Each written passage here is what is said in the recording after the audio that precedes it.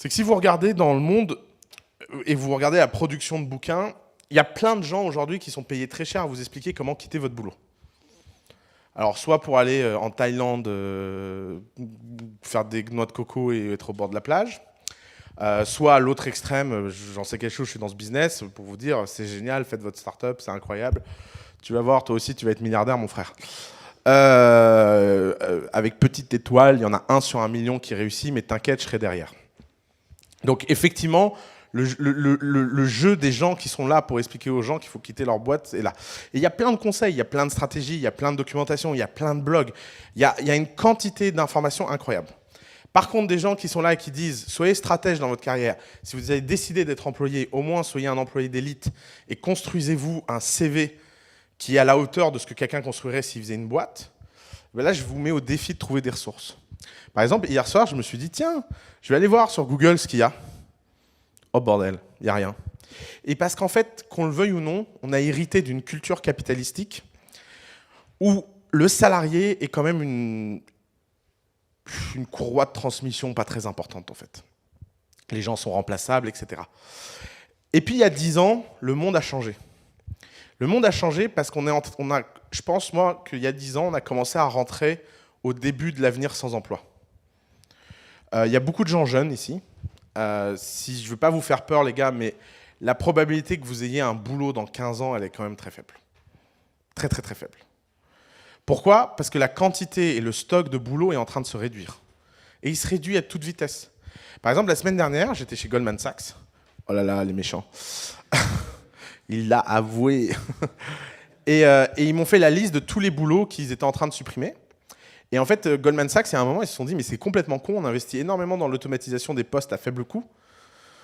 Alors qu'un type qui coûte 350 000 € par an, si on le remplace par un software, ça fait des économies plus importantes quand même, en fait. Ils sont forts en maths chez Goldman. Et donc, en fait, ils ont créé une liste de boulots. Et il y a un jeu en interne où si tu arrives à remplacer un poste à plus de 350 000 $ annuels par un software, tu touches 10 millions. Ah oui, c'est Goldman. Ils savent faire. Donc, voilà le monde dans lequel on rentre. Alors, ce n'est pas une institution politique ici. Quand les gens me demandent si c'est une bonne chose ou une mauvaise chose, c'est comme demander si un tsunami est une bonne chose ou une mauvaise chose. En général, quand la vague elle arrive, c'est pas le moment de discuter. On ne discute pas avec la vague. Au mieux, on surfe la vague ou on se prend la vague dans la gueule. Mais il n'y a pas grand-chose au milieu. On ne peut pas lancer un débat en disant « Hey, la vague, arrête-toi, je remets en cause ta fonction sociale. » Non, ça ne marche pas comme ça. Donc, je ne sais pas si c'est une bonne chose ou une mauvaise chose. De toute façon, je n'ai pas vraiment d'opinion sur le sujet. Ce que je sais, c'est que ça arrive. Et ce que je sais, c'est qu'il va falloir préparer les gens à surfer. Et dans le monde dans lequel on rentre, quand vous êtes employé, bah vous êtes finalement à risque bien plus que n'importe quelle fonction, parce que c'est l'endroit où c'est devenu le plus dur de créer de l'épargne. Je veux dire, on n'est pas la génération de nos parents. Vous savez, on a toute une génération de gens là qui nous expliquent que eux, à 20 ans, ils avaient acheté leur baraque, qu'ils étaient vachement plus sérieux, qu'ils avaient de l'épargne de côté, etc. Ouais, enfin, ils avaient 10% d'inflation par an, ils avaient tous les crédits qu'ils voulaient, ils avaient une économie qui faisait 8% par an de croissance, et à peu près n'importe quel branquignol se faisait de l'épargne à l'époque. Donc les types peuvent raconter ce qu'ils veulent par rapport à la situation du monde, ils peuvent raconter ce qu'ils veulent par rapport à notre génération. Notre génération est dans une situation économique incertaine, beaucoup plus élevée que n'a été personne dans une économie développée depuis 30 ans.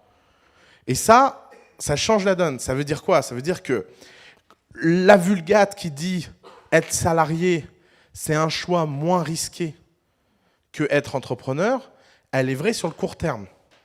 Parce que les entrepreneurs créent de la richesse, les salariés créent du travail. Le travail n'est pas de la richesse. Vous ne pouvez pas devenir riche par le travail.